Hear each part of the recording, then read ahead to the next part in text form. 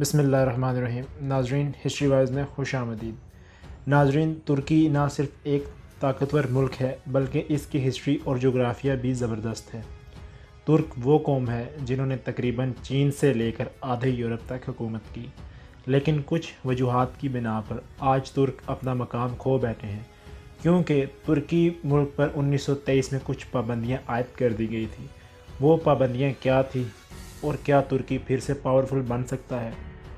آج میں اس ویڈیو میں اسی ٹاپک پہ بات کروں گا۔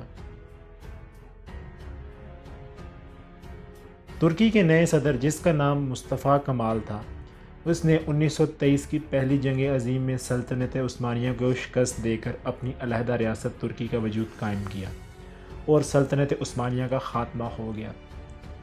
اس طرح جو سلطنت عثمانیہ کے خلاف اتحادی سے سب نے خلافت عثمانیہ کو ختم کر کے اثاثے ضبط کر لیے اور مسلمانوں کے آخری خلیفہ کو جلا وطن کر دیا۔ اب آپ خود اس بات کا اندازہ لگائیے کہ 40 ممالک اور 3 براعظموں پر مشتمل یہ سلطنت عثمانیہ خاتمہ ہوا تو اس سلطنت کی بہت سی دولت وہیں کی وہیں رہ گئی اور کچھ بھی کام نہ آ سکا۔ اس کے بعد معاہدہ لوزان ہوا، جو کہ سوئٹزرلینڈ میں ہوا تھا۔ اس کے نکات میں سب سے پہلے ترکی کو سیکولر بنایا گیا، اسلام پر مکمل پابندی عائد کر دی گئی، اذان پر مکمل پابندی اور قرآن پاک پڑھنے پر بالکل پابندی عائد کر دی گئی۔ لوگ نماز اور قرآن چھپ چھپ کے پڑھا کرتے تھے۔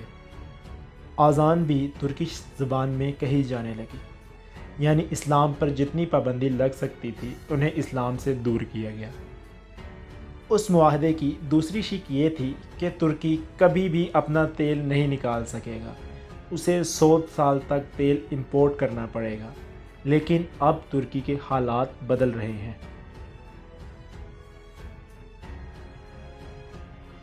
ترکی $771.4 ملین کی معیشت کے ساتھ دنیا کی 19ویں بڑی معیشت ہے۔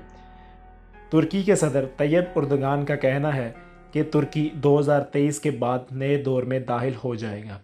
ناظرین، 2020 میں آنے والے کرونا وائرس، جس کی وجہ سے دنیا کی معیشت کو بڑا دھچکا لگا اور ترکی کی معیشت بھی آخر دھانے پر تھی، لیکن پھر قسمت ترکی پر مہربان ہونے لگی۔ ترکی میں ٹنوں کے حساب سے سونا نکلنے لگا، جس نے ترکی کی گری ہوئی معیشت کو اٹھا دیا اور ارطغرل غازی کے شہر سوغد سے 100 ٹن سونے کے ذخائر ملے، جن کی قیمت ترکی کے سالانہ بجٹ جتنی ہے۔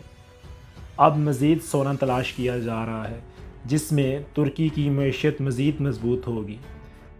آج سے چند ماہ پہلے ترکی کے صدر رجب طیب اردگان نے بتایا تھا کہ ترکی نے سب سے بڑے گیس کے ذخائر دریافت کر لیے ہیں، جو کہ ترکی میں ہی موجود ہیں، جس کی وجہ سے ترکی دنیا میں بڑی طاقت بن سکتا ہے۔ ترکی نے سمندر میں گیس تلاش کی ہے، جس کا مطلب ہے کہ مزید بھی گیس کے ذخائر وہاں مل سکتے ہیں۔ پھر ترکی روس کو بھی ٹکر دے سکتا ہے۔ مزید یہ کہ ترکی کی سب سے بڑی کینال، جس پر ترکی کا مرضی کا ٹیکس بھی لگا سکتا ہے، اس کا بھی افتتاح کر دیا گیا ہے، جس سے ترکی کو سالانہ اربوں روپے ٹیکس ملے گا۔ ترکی سعودی عرب، لیبیا، مصر اور مختلف ممالک کو اپنے علاقے میں ہونے کا دعویٰ کر سکتا ہے۔ ترکی مقدس شہروں مکہ مکرمہ اور مدینہ منورہ پر بھی اپنا حق جتوا سکتا ہے۔ پہلی جنگ عظیم کے بعد مصطفیٰ کمال نے اسلام کو ایک طرف رکھ دیا تھا۔ اس نے اسکارف پر مکمل پابندی عائد کر دی تھی اور ترکی کو سیکولر ریاست قرار دے دیا تھا۔ ترکی میں 95% لوگ اسلام مذہب کو مانتے ہیں۔ طیب اردگان ترکی کی حیثیت کو اسلام میں واپس لانا چاہتے ہیں، جس کی مثال ارطغرل اور سلجوقوں کے تاریخ کے ڈرامے لانا ہے، جس سے ترک لوگ اپنا ماضی جان سکیں۔ طیب اردگان مسلم دنیا کی قیادت کرنا چاہتے ہیں اور مشرقی وسطی تک اپنا اثر و رسوخ بڑھانا چاہتے ہیں۔ اس لیے انہوں نے ہیگیا صوفیہ کو بھی مسجد میں تبدیل کیا اور مختلف اسلامک اقدامات کیے۔ اگر ترکی کو مکہ و مدینہ کی نگہبانی مل جائے تو طیب اردگان کا مسلم دنیا کی قیادت کا خواب پورا ہو جائے گا۔ ترکی کے لیے مکہ و مدینہ کی نگہبانی لینا آسان کام نہیں۔ ترکی مشرق وسطی میں پراکسی جنگیں لڑ رہا ہے۔